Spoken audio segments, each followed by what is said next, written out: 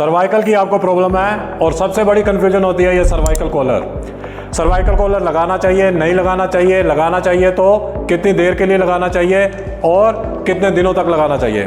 तो आपके सारी इन कन्फ्यूजन को दूर करने के लिए मैं डॉक्टर हरप्रीत सिंह एक बार फिर से स्वागत करता हूं हमारे YouTube channel divine physio awareness पे। तो सबसे पहले जानेंगे इस सर्वाइकल कॉलर को किन किन कंडीशंस में यूज़ करते हैं और कैसे यूज़ करना है, क्या इसके फ़ायदे होते हैं, क्या नुकसान होते हैं। तो सबसे पहले आपको ये जानना है, जिन्होंने मेरी पिछली वीडियोस देखी हुई हैं, अगर आपको मस्कुलर नेक पेन है और सर्वाइकल स्पॉन्डिलाइटिस सिर्फ आपके शोल्डर तक है, आपका पेन जो है वो बाजू में रेडिएट नहीं कर रहा, तो आपको कोई भी सर्वाइकल कॉलर लगाने की रिक्वायरमेंट नहीं है। लेकिन अगर आपको cervical spondylitis with neurological impingement यानी कि रेडिकुलोपैथी है, पेन आपका नीचे बाजू में जाता है, तब आपको क्या करना है, ये सर्वाइकल कॉलर यूज़ करना है।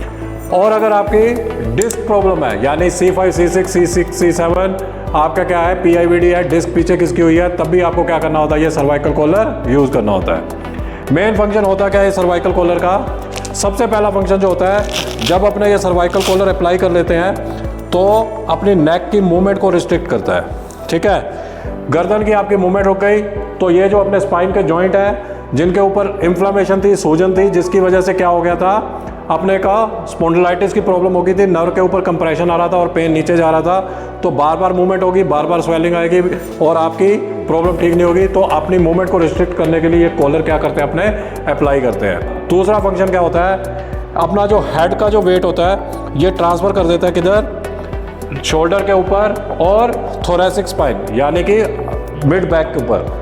अब क्या हो गया, हेड जो अपने ये जॉइंट थे जिनके ऊपर कंटिन्यूसली हेड का क्या आ रहा था, आप ड्राइव कर रहे हैं, चल रहे हैं, ठीक है, कोई भी एक्टिविटी के अंदर जब भी अपना हेड की मूवमेंट होगी तो इसका वेट क्या होता है, इन जॉइंट्स के थ्रू ट्रांसमिट होता है। तो इसका काम होता है हेड के वेट को किधर ट्रांसफ़र कर देना, शोल्डर के ऊपर और थोरेसिक स्पाइन के ऊपर, ताकि इस एरिया के ऊपर वेट बार बार ट्रांसफ़र ना हो और बॉडी को मैक्सिमम टाइम मिले हीलिंग के लिए। थर्ड जो इसका फंक्शन होता है, ये अपने को एक साइकोलॉजिकल इनपुट देता है कि मेरे को नेक की मूवमेंट नहीं करनी है। और लास्ट जो इसका फोर्थ फंक्शन होता है, ये नेक के कर्वेचर को मेंटेन करता है। अगर आपका पेन नीचे रेडिएट कर रहा है, चाहे वो सर्वाइकल स्पॉन्डिलाइटिस की वजह से हो या सर्वाइकल डिस्क प्रॉब्लम की वजह से, तो आप इस सर्वाइकल कॉलर को यूज़ करके अपनी कंडीशन को बहुत जल्दी हील कर सकते हैं। नॉर्मल मान लो आपको 5 वीक्स, 6 वीक्स या 8 वीक्स लगते हैं, सर्वाइकल कॉलर से आप क्या कर सकते हैं, अब ड्यूरेशन ऑफ रिकवरी वो हाफ तक क्या कर सकते हैं, रिड्यूस कर सकते हैं। अब दिन में कितनी देर के लिए लगाना चाहिए सर्वाइकल कॉलर, सर्वाइकल स्पॉन्डिलाइटिस की वजह से अगर नर्व कंप्रेशन है तो रिकमेंडेड जो ड्यूरेशन होता है एक दिन में 3 to 4 आवर। ओवर यूज से क्या होता है, अपना जो मसल्स का नेचुरल सपोर्ट होता है वो कम होना शुरू हो जाता है, मसल वीक होना स्टार्ट हो जाती हैं। तो आप लंबे टाइम तक सिटिंग वर्क कर रहे हैं, कंप्यूटर वर्क है या आप ट्रैवल कर रहे हैं, तब आप सर्वाइकल कॉलर लगाएं। 2 व्हीलर ट्रैवल में भी सर्वाइकल कॉलर बहुत हेल्प करता है, ताकि अपने हेड का वेट जो है सर्वाइकल स्पाइन पे ना आए, वो थोरेसिक स्पाइन पे ट्रांसफर हो जाए।